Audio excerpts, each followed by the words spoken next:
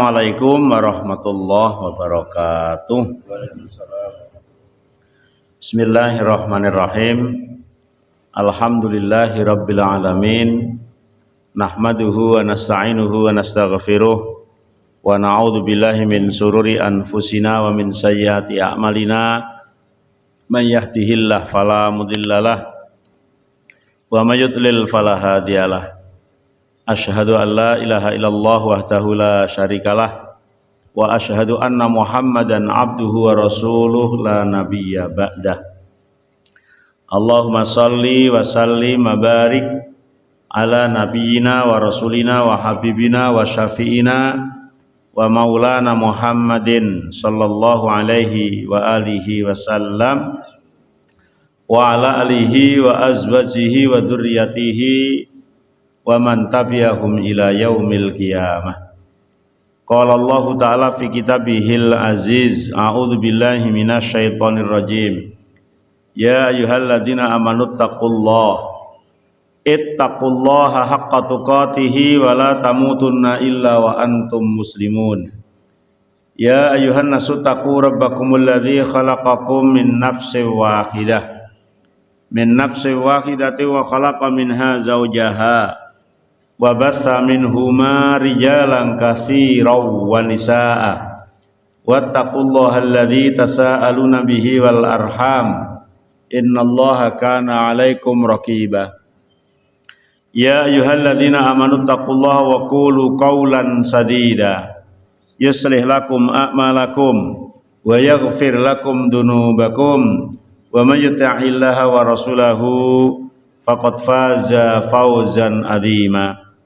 Fa'lam fa inna khairal hadisi kitabullah wa khairal hadyi hadyi Muhammadin sallallahu alaihi wa alihi wasallam wa syarral umuri muhdatsatuha wa kullu muhdatsatin bid'atun wa kullu bid'atin dhalalatun wa kullu dhalalatin finnar, amma ba'd. Hadirin wal hadirat, bapak-bapak, ibu-ibu, jamaah salat subuh Masjid Baitul Izzah rahimani wa rahimakumullah. Alhamdulillah wa syukrulillah, puji dan juga syukur mari kita panjatkan kepada Allah Rabbul Izzah, Allah Subhanahu wa taala yang telah memberikan nikmat, rahmat, taufik, hidayah, pertolongan kepada kita semua, sehingga pada pagi hari ini dengan rahmat dan pertolongannya kita bisa berkumpul, bermuajahah, mujalasah, musafahah dalam satu majelis yang penuh dengan barokah. Semoga amal ibadah kita senantiasa diterima oleh Allah Subhanahu wa taala. Salawat dan juga salam semoga tercurahkan kepada Nabi kita Muhammad sallallahu alaihi wa alihi wasallam dan juga kepada para sahabatnya, para keluarganya serta pengikut setianya ila yaumil qiyamah. Hadirin wal hadirat rahimani wa rahimakumullah, masih di al-manhiyatu fis shalah, larangan-larangan dalam sholat. Yang kemarin ada 24 atau 23, kita baru sampai ada 23 ya, kita baru sampai ke nomor 13. Mungkin bisa saya review ulang sebentar. Nomor 1 ada yang masih ingat karena sebulan yang lalu ya, berkocak pinggang nggak boleh. Nomor 2 melihat ke arah langit atas. Ketiga, melihat perkara yang menyibukkan. Keempat, toleh kanan, toleh kiri, belum waktunya. Waktunya kapan toleh kanan, toleh kiri? Salam. Sebelum itu kok toleh. Ada di sebagian masjid, saya lihat orang sholat itu noleh. Setahu saya sekali itu, ternyata setiap sholat dia noleh. Itu nggak boleh gitu ya, meskipun nggak membatalkan sholat ya. Yang kelima, ngapurancang. Masih ingat ngapurancang, Pak? Gini ya. Nah, gini atau gini nganyam jari ini ya, boleh ya. Keenam, membunyikan jari jemari, nyeklei ya. Ketujuh, masuk ke dalam pakaian. Jadi misalnya gini, ya ini nggak boleh ya. Atau kalau pakai jubah mlebu kabeh, itu nggak boleh ya. Kemudian kedelapan menguap. Nah, menguap apa ya iso ditahan, ya ditutup. Aja malah dibunyekke. Wah. Ya. Kemudian kesembilan tidak boleh meludah ke depan atau ke kanan, tetapi ke bawah atau ke kiri atau ke sapu tangan.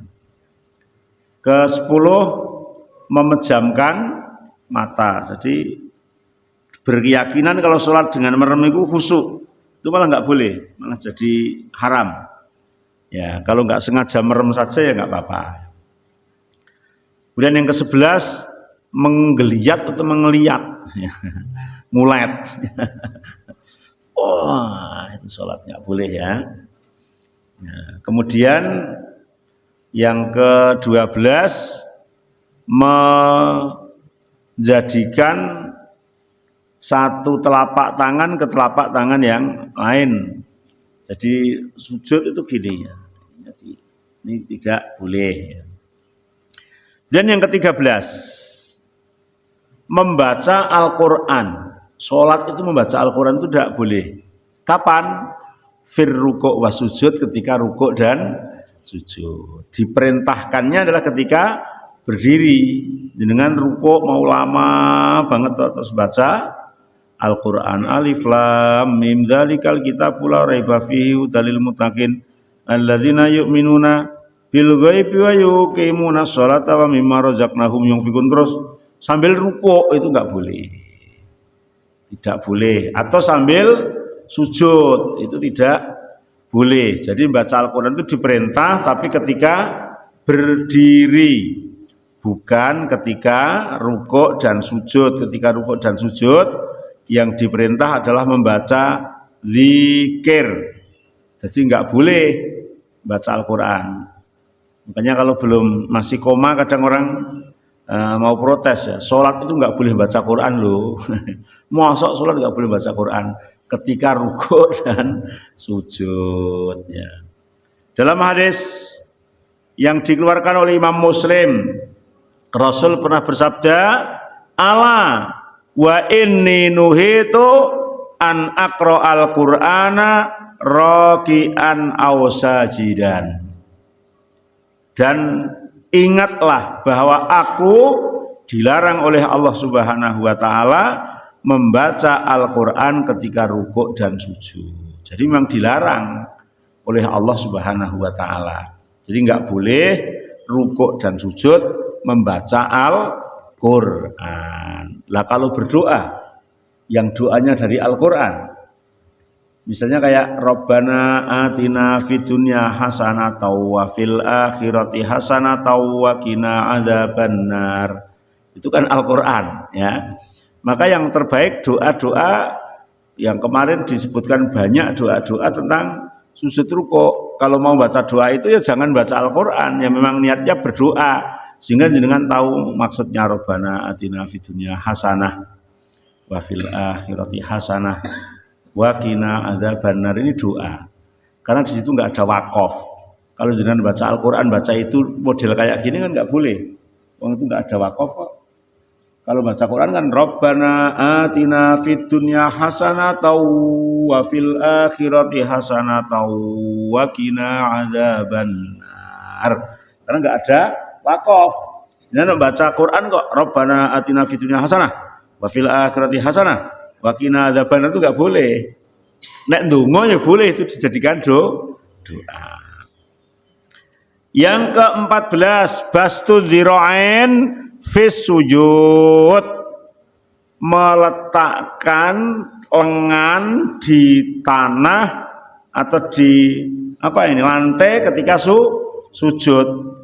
Bahkan kata Nabi seperti jerumnya anjing. Yang bilang kayak gitu tuh Nabi gitu ya. Jadi kan kalau pas melakukan seperti itu jangan tersinggung ketika disebut itu. Jadi gini,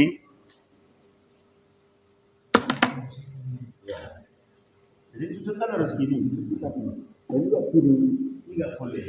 Ditaruh ini nggak boleh. Kata Nabi seperti jerumnya anjing. Oh benar, anjing kalau jerum kayak gitu. Bahwa pernah melihat? Ya, Nah, kok sering itu punya atau gimana? Oh gitu ya. Ya, jadi nggak boleh sujud seperti itu. Meskipun nggak batalkan sholat, tapi dilarang. Kalau batalkannya enggak. Tapi lagi-lagi kadang ya ada yang sujudnya kayak gitu, ditegur sekali, mari besok lagi, kali mari, makanya ya terus sering ditegur. Jadi jangan sampai sujud ininya ditaruh di lantai, ya. Nabi mengatakan iktadilu fis sujud, tegak. Kalau sujud itu tegak, terpisah semuanya ini anggota badan. Wala yabsutu ahdukum dzira'ih, janganlah kalian menaruh lengannya ini di tempat sujud imbisatol kalbi, seperti jerumnya anjing. Yang bilang seperti itu adalah Rasulullah gitu ya. Maka fala yajuzu bastu dzira'ain alal ardi wa innama yurfa'u al mirfaqon. Jadi enggak boleh ditaruh, tapi ini diangkat. Yang ditaruh telapak tangannya ini diangkat. Bahkan enggak boleh nempel badan, dipisah dengan badan. Hanya kalau banyak temannya ya enggak usah terlalu lebar gitu ya.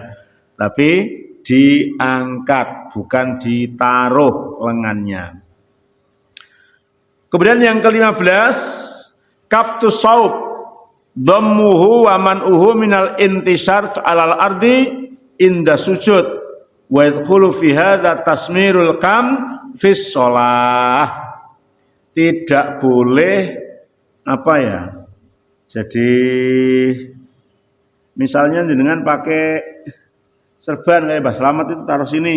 Kalau mau sujud digini, kalau mau sujud diginikan itu. Itu kan menjadi banyak gerak.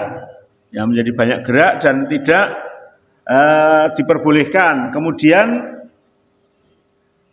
mau sholat malah dilingkes. Nek Mbah Mul dilingkes itu kan arep piye wani lah. Ya. Ya. Jadi kalau sholat dilingkes itu enggak boleh. Terus makanya disuruh pakai pakaian itu yang pas, sudah siap untuk sholat gitu ya. Jadi kafus saub, Ibnu Abbas mengatakan umira anabiyyu ayasjuda ala sab'in. Nabi atau aku kata Nabi diperintah untuk sujud atas 7 anggota badan. Wa nuhiya ayakfuta asy'ra wasyab, ya, dan tidak boleh selalu nyilake pakaian atau rambut. Ada orang yang rambutnya gondrong. Terus kan gini, sujud silak kayak gini, sujud silak kayak gini itu nggak boleh. Makanya disuruh pakai tutup kepala, gini kan teraman gitu ya. Nah, nggak disilak-silak kayak terus. Jadi sujud atas 7 anggota badan. Mana saja 7? 1. Ini dihitung 1 dari ini dan ini harus nempel, nggak boleh jingking gini. Ini nempel 1, 2, 3. 4, 5, 6, 7. Maka ini nggak boleh diangkat. Ada yang sujud ininya diangkat atau ditaruh gini. Jadi ini pucuk telapak kaki itu harus berada di dalam tempat sujud, dihadapkan ke arah kiblat. Ya, tidak boleh itu diangkat. Kemudian yang ke-16 al-iq'a, duduk iq'a yang lain. Karena ada duduk iq'a yang dianjurkan, ada duduk iq'a yang dilarang. Duduk iq'a yang diperbolehkan. Iq'a itu apa ya? Jadi yang diperbolehkan itu gini. Ini boleh ketika duduk di antara 2 sujud, bukan duduk tahiyat ya. Ini begini boleh iq'a. Tapi iq'a yang tidak boleh itu gini. Ini juga kata Nabi duduk yang terjelek, duduknya setan. Sebenarnya nggak enak loh ini. Tapi ya lagi-lagi kalau melihat orang sholat itu ya ada yang kadang duduk kayak gini. Jadi ini yang tidak boleh. Nah, iq'a yang boleh begini, dan ini ketika duduk di antara 2 sujud. bukan duduk tahiyat. Gini itu yang dianjurkan, atau ini diberdirikan gini. Nah kalau begini itu tidak boleh, sebenarnya ini nggak enak, tapi ya ada yang melakukan seperti itu. Tuh, ya. Ini ik'a yang dilarang, ya. Ilsaqul ilyatain bil ardi, menaruh kedua pantat di lantai, wanas bosaqain wawat olyadain alal ardi. Apalagi kemudian sininya didirikan, pantatnya di lantai, ininya ditaruh di lantai. Itu tidak boleh. Wa hadhil hay'ah la tajuzu fil julus fis shalah. Duduk yang demikian itu duduk yang dilarang oleh Nabi ketika sholat. Dalam hadis Aisyah, Nabi, kata Aisyah mensifati Nabi karena yanhaan ukbati syaiton. Kayak gitu itu termasuk duduknya setan. Nggak tahu. Lah kita tahu itu hanya informasi. Karena setan bisa disoteng ya Mas ya. Nggak bisa. Maka kita tahunya dari informasi Rasul. Ya, kita mau mengambil gambarnya kan nggak bisa kalau setan. Nggak bisa. Dalam hadis Abu Hurairah, wa nahani an nukrati kanukrati daik wa ik'a'i ka ik'a'il kalbi. Kita dilarang sujud seperti sujudnya ayam jago yang mematuk makanan, cepetan gitu, dan duduk ik'a seperti ik'a'nya anjing. Nah, bahkan di satu ayat kayak duduknya setan, di satu hadis yang lain seperti duduknya anjing. Al-iqa ala hadzal makna la yajuzu. Iqa ini yang tidak diperbolehkan, tapi satu iqa tadi yang lain adalah yang diperbolehkan. Kemudian yang ke-17, watul yadi alal ardi fil julus fis shalah. Menaruh tangan di lantai, duduknya sudah benar, tapi tangannya nggak ditaruh di lutut tapi di lantai. Coba Pak. Nah, gitu duduk tapi tangannya ditaruh di sini, itu nggak boleh. Ya. Larangannya harusnya di lutut, masuk ditaruh di lantai gini. Ya nggak tahu, mungkin nek udzur ya, mungkin dia nahan apa gitu ya, boleh. Tapi secara normalnya ditaruh di lantai nggak boleh. Ketika duduk di antara ketika duduk, baik duduk di antara dua sujud maupun duduk tahiyat. Ibnu Umar mengatakan nahaan nabiyu, Nabi melarang idza jalasar rajul, ketika seorang itu duduk fi shalah ayyak tamida ala yadihil yusra. Mereka menaruh tangannya di bumi. La tajlis hakadha. Ibnu Umar pernah mengatakan jangan duduk seperti ini. Fa inna hakadha yajlisul ladzina yu'adzibun. Duduk yang seperti itu adalah duduknya orang yang sedang diseksa. Duduknya orang yang sedang diseksa. Itu tidak boleh. Yang ke-18. Nah, ini mungkin salah satu orang yang cerdas tapi nggak boleh. Yang ke-18. Sujudul marid ala syai'in murtafi. Orang sakit nggak bisa sujud sempurna, terus depannya dikasih sesuatu supaya bisa sujud, bantal atau apa gitu. Wah, tak sujud gitu.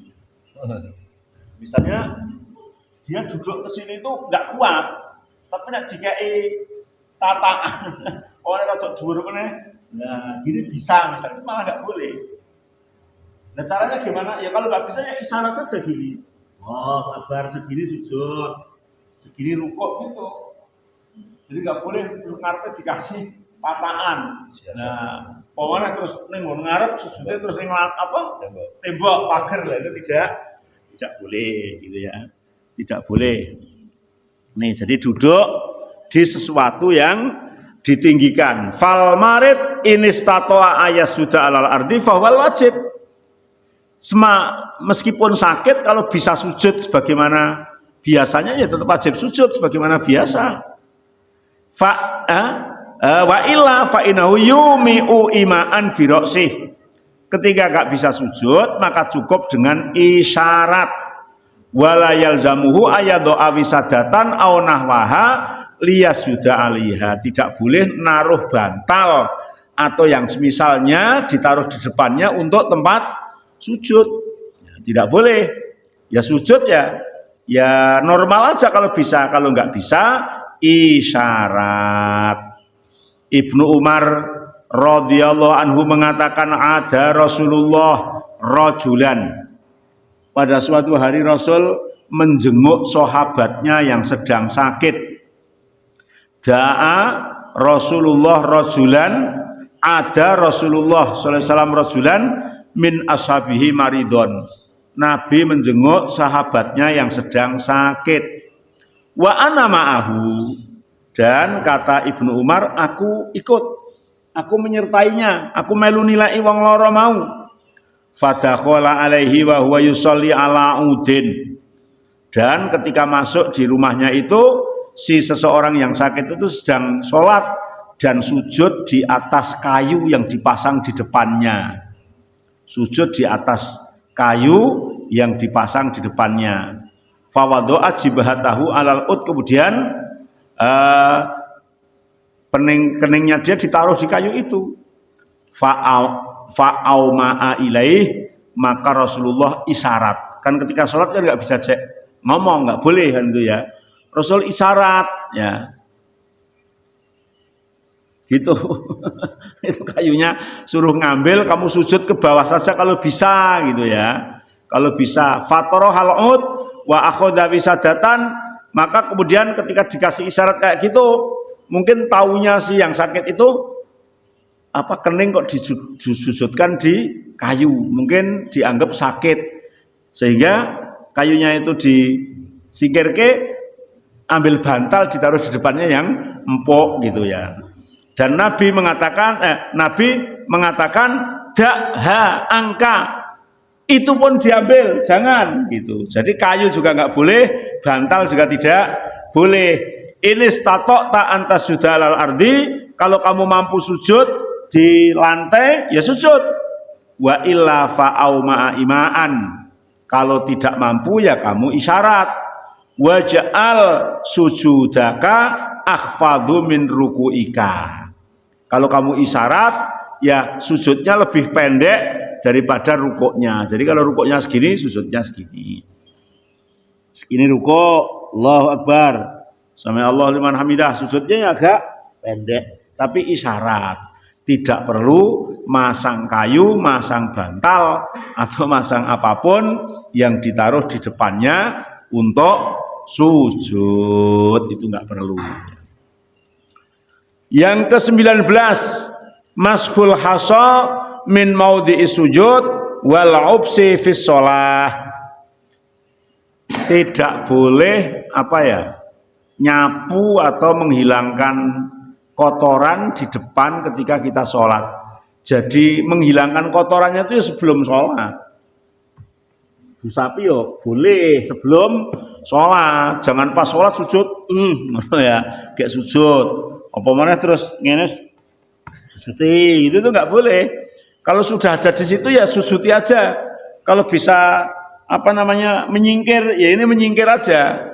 Nggak boleh kemudian sambil ngusapi, itu nggak boleh.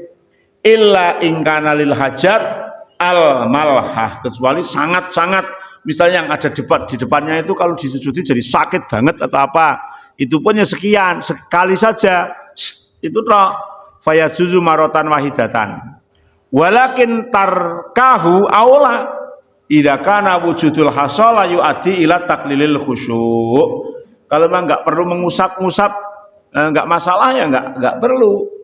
Dalam hadis Mu'aikib, Rasulullah sallallahu alaihi wasallam berkata kepada seseorang, yusawit turab, ketika menghilangkan debu yang ada di depannya, haitsu yasjud, ketika sujud, Nabi mengatakan in kunta fa'ilan fawahidatan. Kalau terpaksa harus melakukan, sekali saja. Itu kalau terpaksa. Kalau enggak boleh. Dalam riwayat yang lain Nabi mengatakan la tamsah, jangan kau usap, wa anta tusolli, sementara kamu sedang sholat. Wa in kunta la buta fa'ilan, kalau kamu tetap harus melakukan, enggak bisa menghindar, fawahidatan litaswiyatil haso, maka hanya sekali saja. Terus idza ta'ala qabil jibhah turabun aw hasa minas sujud bil ardi fa innahu yukrahu izalatuhu lima fihi minal amalil musghil anisolah. Ketika jenengan sujud, ternyata bangun sujud res-resane do nemplek ning kene. Itu enggak usah iya, jadi kalau memang enggak gatel banget, enggak mengganggu ya enggak usah diusapi, biar aja nanti kalau sujud biar hilang lagi sendiri gitu. Enggak usah diusap-usap, ngusapin terus saya ngene-ngene enggak boleh gitu ya. Ya, karena itu menyibukkan diri dalam sholat. Dalilnya dalam hadis Abu Sa'id Al-Khudri, hadis riwayat Imam Bukhari dan Imam Muslim, kata Abu Sa'id Al-Khudri, ra'aitu Rasulullah yasjudu fil ma'watin. Aku pernah melihat Rasul itu sujud di air dan ndut, air dan tanah yang becek. Hatta ra'aitu asaratin fi jibhatihi. Kata Abu Sa'id Al-Khudri, hingga aku melihat becekan tanah itu ada di muka beliau. Kok iso toh? Zaman Nabi kuwi masjidnya urung ana payone. Belum ada atapnya. Lantainya sudah ada, tapi lantainya tidak marmer, Pak. Nah, sekarang di Masjidil Haram kan marmer. Zaman Nabi lantainya apa, Pak? Ya tanah biasa.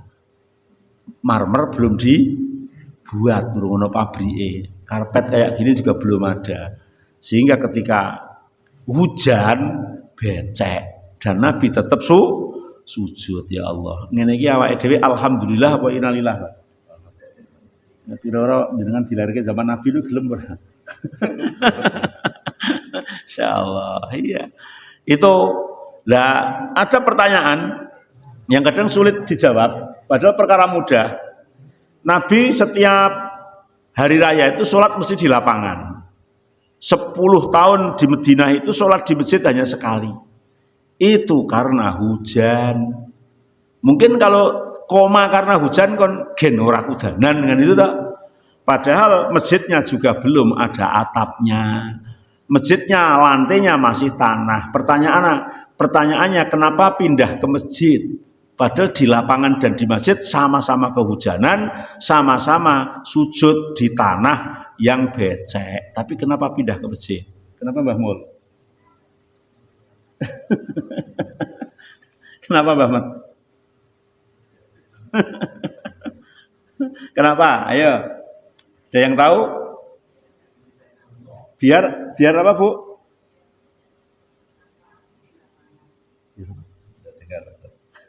Biar tidak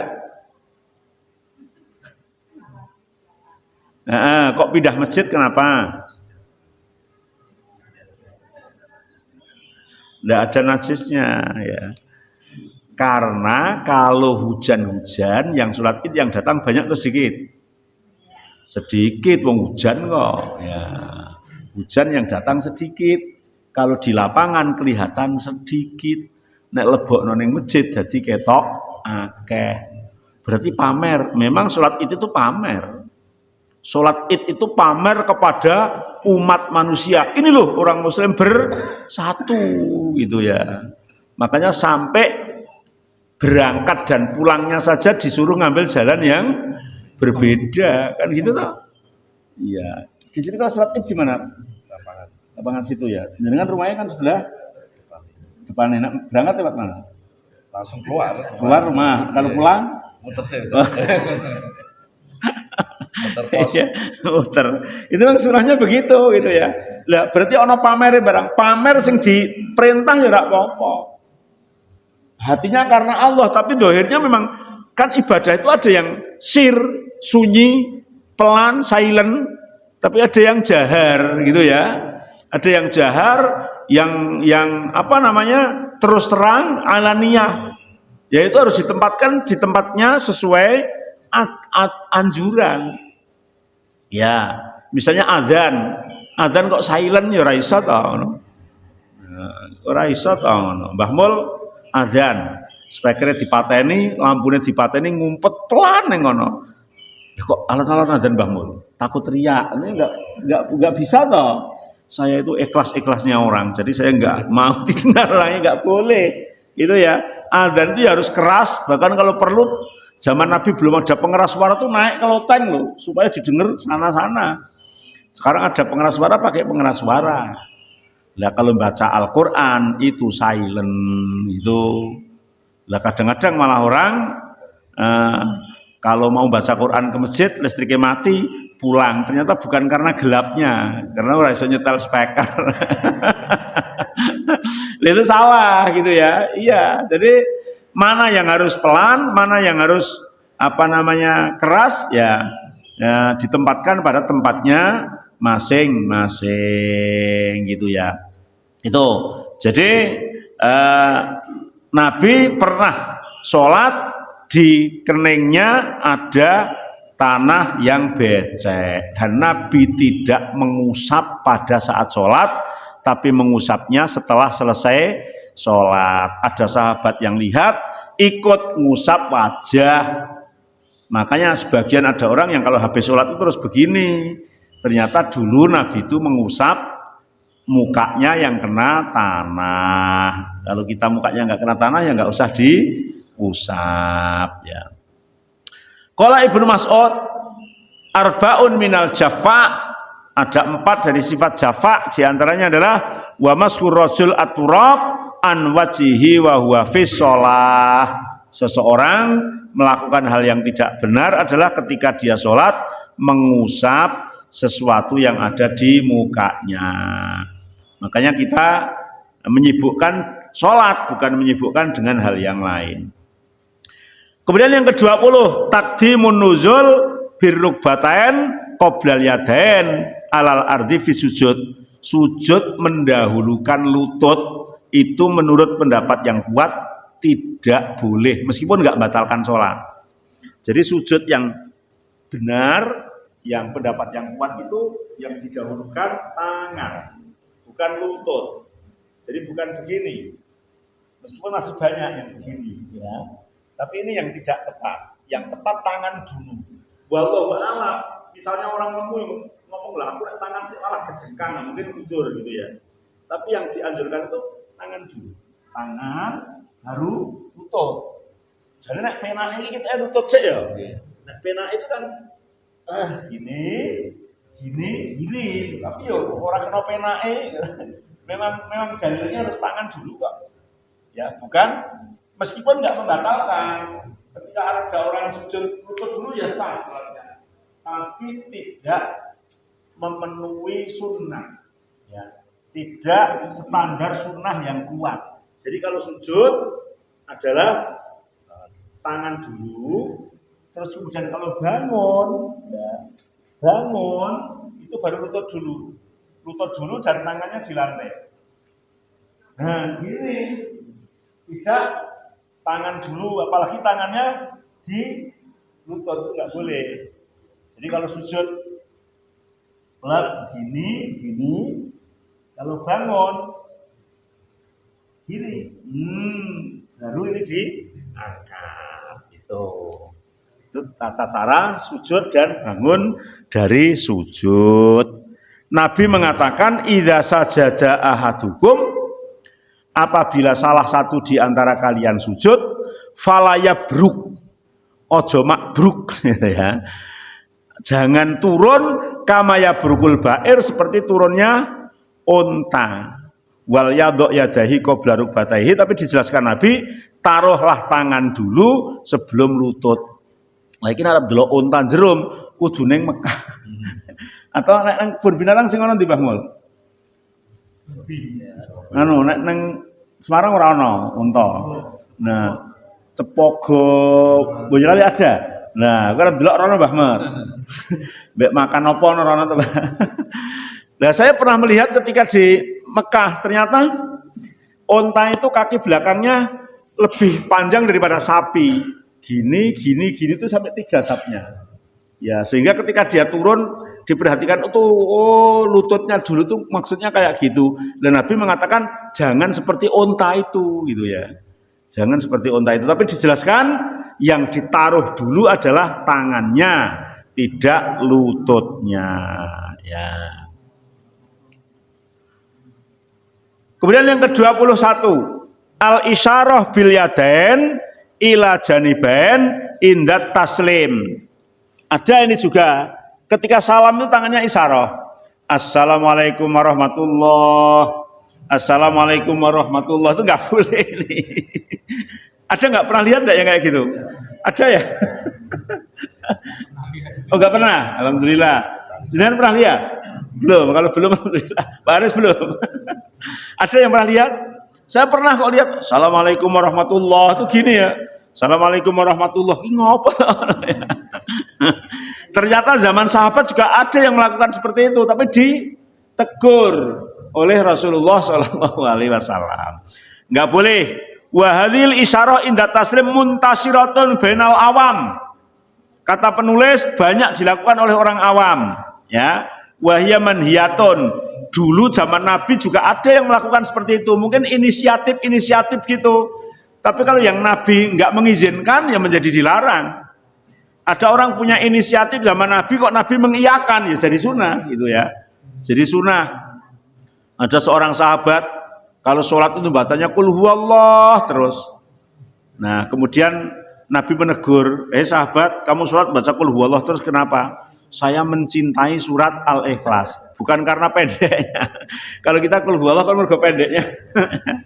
Maka Nabi mengatakan Allah mencintaimu karena kamu mencintai Al-Ikhlas. Ini namanya disetujui oleh Nabi.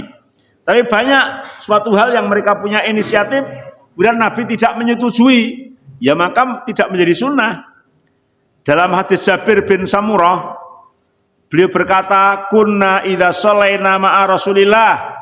Kami ini dulu ketika sholat bersama Rasulullah, kita ketika mengucapkan Assalamualaikum warahmatullahi wa asyara biyadihi ilal janibain. Assalamualaikum warahmatullahi. Kami begini dulu.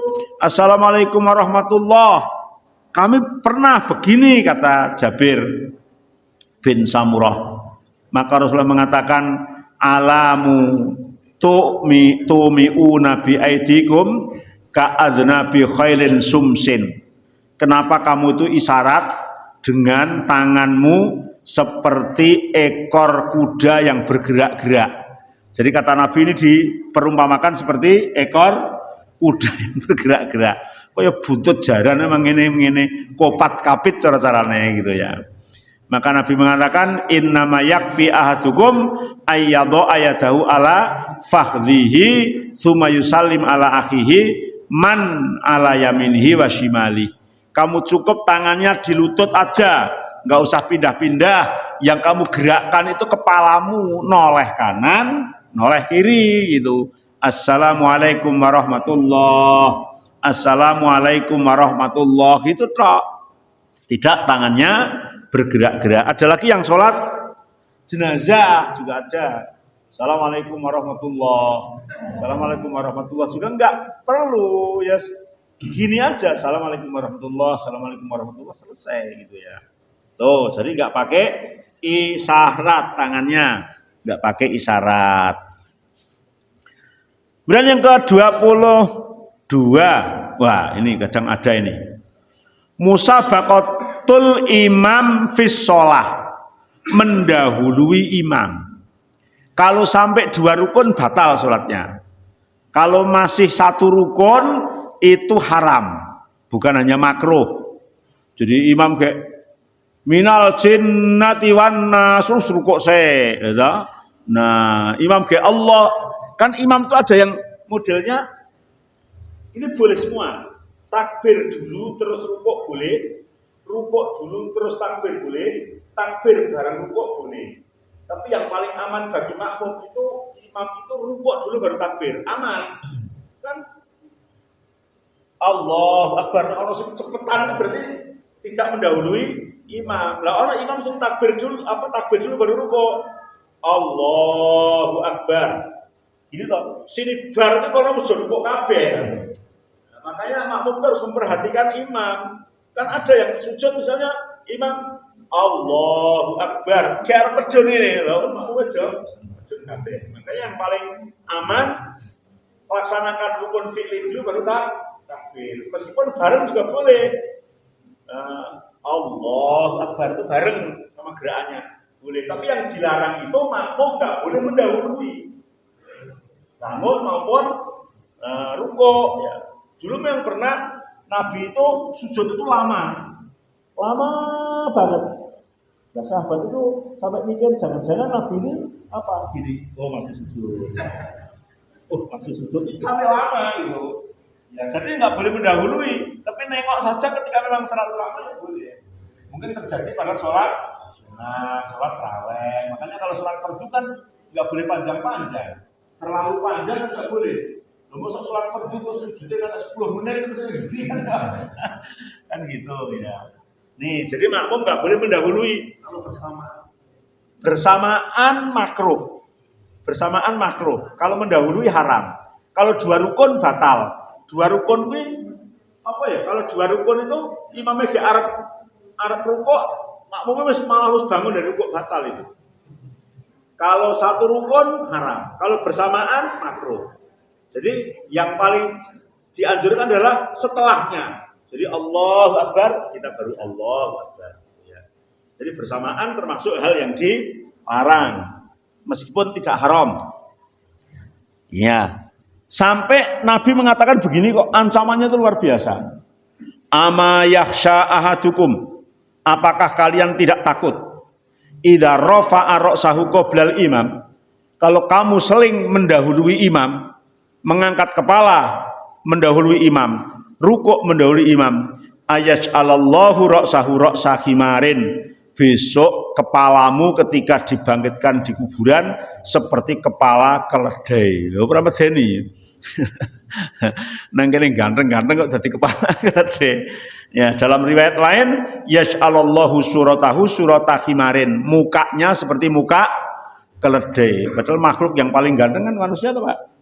Yang paling ganteng manusia kok dibuat seperti wajah keledai, seperti kepala keledai. Ini kan nggak suka kita ya. Nah, dampaknya mendahului imam seperti itu. Maka jangan sampai kemudian mendahului imam.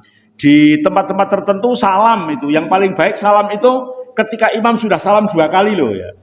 Assalamualaikum warahmatullahi, assalamualaikum warahmatullahi, maka baru makmum salam. Jangan sekali terus langsung ikut salam, apalagi terus disi atau bareng gitu ya. Karena yang namanya makmum itu kan ikut gitu ya. Maka Nabi mengatakan idza kabarul imam fakabiru. Ketika imam sudah takbir selesai, takbirlah. Idza raka'a farka'u, ketika sudah rukuklah gitu. Jadi tidak mendahuluinya. Yang ke-23, as-shalah bihadrati ta'am au inda mudafa'atil bol wal ghaid. Kalau jenengan mau sholat, jangan menyiapkan makanan dulu. Kalau makanan sudah siap, maka makanlah dulu. Misal Mbah Slamet, Mbah Mul ngejak saya di soto Betawi, Mbah ya. Nah, cedak masjid, delalah sing ngedoli suwene ra karuang. Mlebu jam 10:30, jane ukurannya nek mangan setengah jam kan jam 11 rampung, Mbah. Lah saking ramene, lah jam 12 kurang seperempat lagi metu sotone.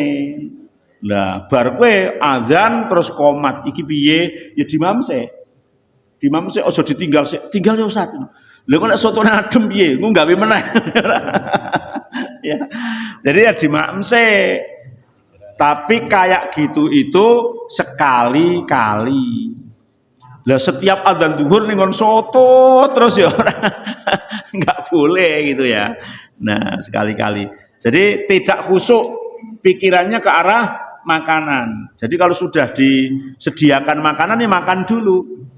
Nah, yang kedua menahan buang air atau menahan buang angin itu enggak dianjurkan.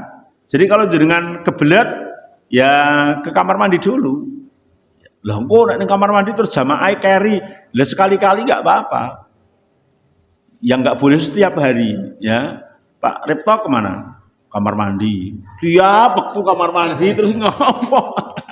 Itu yang tidak boleh ya.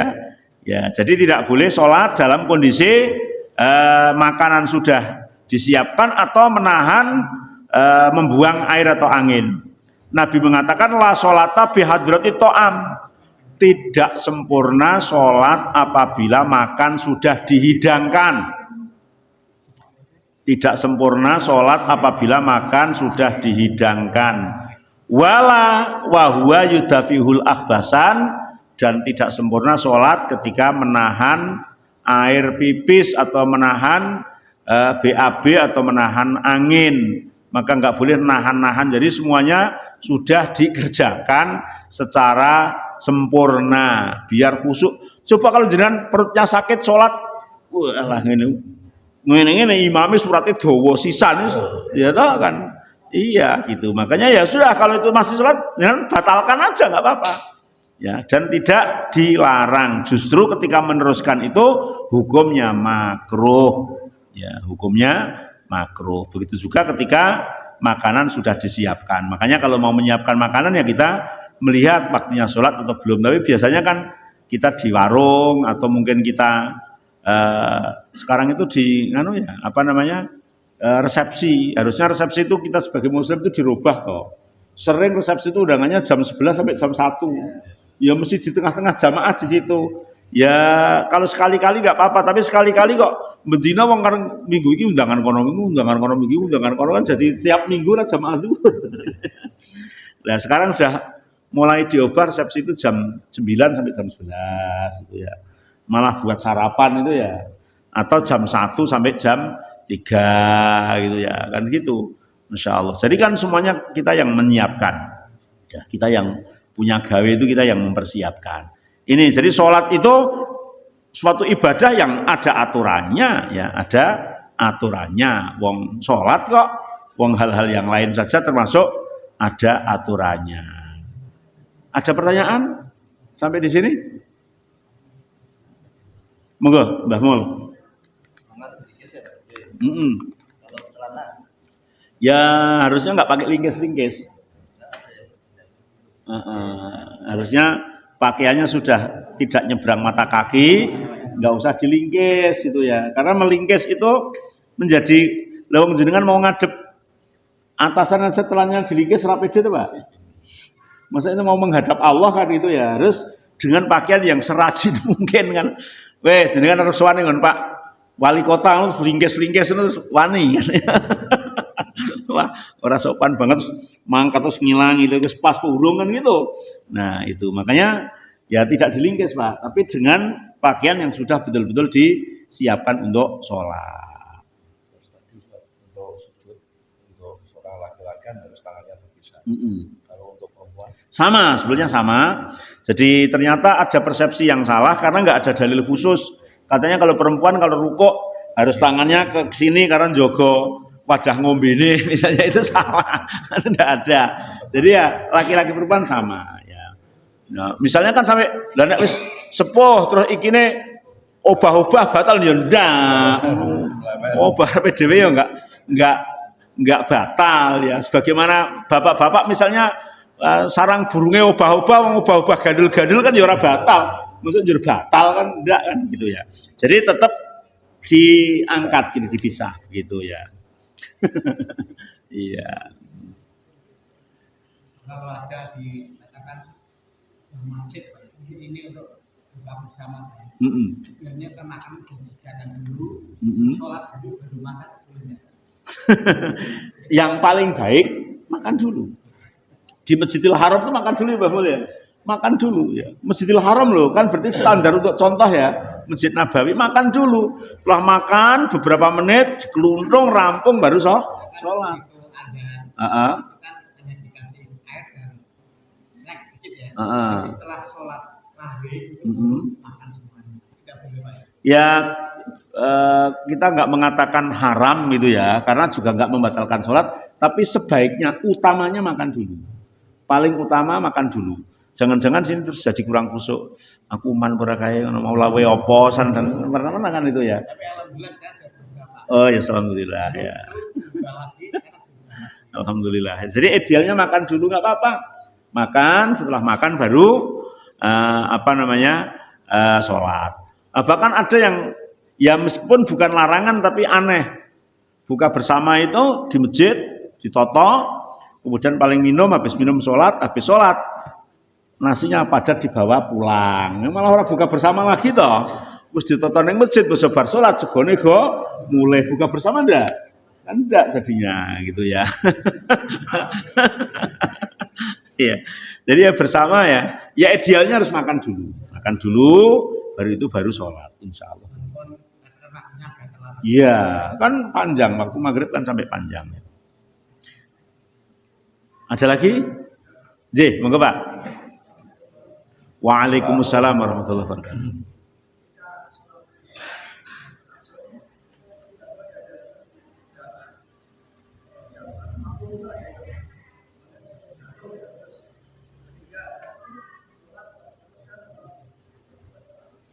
Ada dua kondisi ya, ada dua kondisi.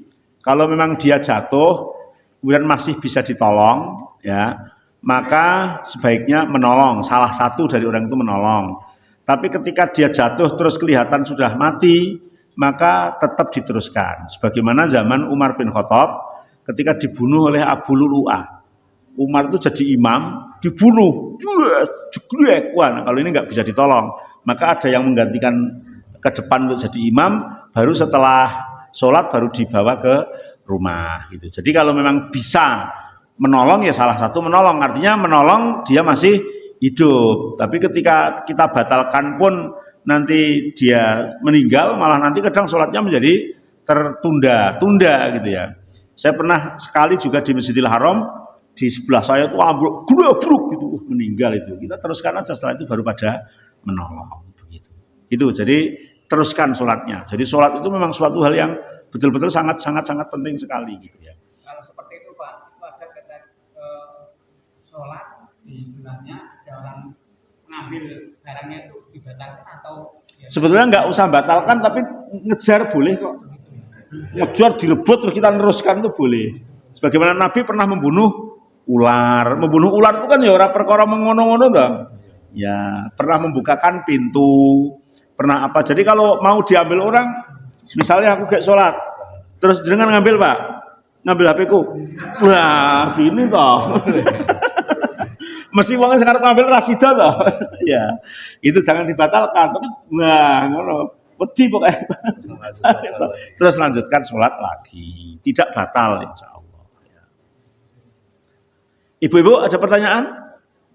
Tinggal sedikit waktunya, kalau mau tema lagi terlalu panjang. Bapak-bapak masih ada? Nggih, monggo.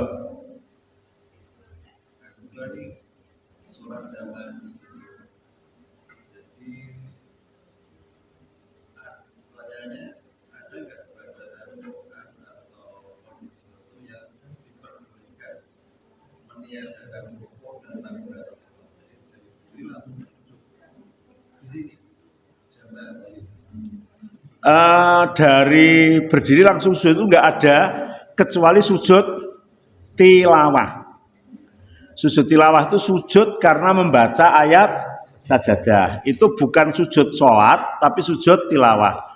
Boleh sujud ketika sholat, boleh sujud di luar sholat. Itu namanya sujud tilawah Pak. Mungkin ya, sujud tilawah di dalam Al-Quran ada 15 tempat. Ayat-ayat Al-Quran yang dibaca dianjurkan sujud itu ada 15 tempat. Di juz Amma atau juz 30 itu ada 2. Surat Al-Alaq ayat terakhir, kemudian surat Al-Insyikok 4 ayat sebelum terakhir. Ya. Wa idza quri'al Qur'an wa 'alaihim la yasjudun. Nah, ketika kayak gitu tuh langsung sujud. Setelah sujud bangun lagi, neruskan bacaannya, baru normal rukuk i'tidal sujud. Itu namanya sujud tilawah. Tapi kalau sujud sholat juga boleh langsung sujud malah tanpa rukuk, ya batal sholatnya, karena rukuk adalah merupakan salah satu dari rukun sholat. Tapi kalau sujudnya sujud tilawah itu dianjurkan. Memang kadang-kadang saya pernah beberapa, tidak hanya 1-2 kali, beberapa. Pernah di daerah Tulus, pas ngaji babnya bab sujud tilawah. Satu musola itu jamaahnya banyak, ada 25 orang. Tapi yang ikut ngaji itu hanya 5 orang kan. habis sholat maghrib bubar, sing ngaji wong 5. Lah pas bahas sujud tilawah. Nah setelah itu salah satu dari takmirnya itu nyuruh saya untuk jadi imam dan mempraktekkan sujud tilawah. Nanti mau rakaat pertama, mau rakaat kedua dipraktekkan Ustaz. Siap. Ketika sudah diikomati saya ke pengimaman, orangnya 5. Tak umumkan nanti di rakaat pertama ada sujud ya, jangan kaget ya. Karena imam akan membaca ayat sajadah sujud, setelah sujud nanti bangun lagi terus ruku. Lepas saya sudah takbir, jamaah yang lain pada berdatangan penuh satu mushola, Pak. Nah, saya kan tetap sebagaimana pengumuman tadi sujud. Yang 5 tahu lah, yang satu mushola itu subhanallah, subhanallah. Waduh lah iki. Nah, masalahnya sing liyane ora melu ngaji mau. Jadi ora pas. Lah lagi ngalami di Masjid Namiroh di Lamongan. Yang besar itu masjid yang viral itu toh.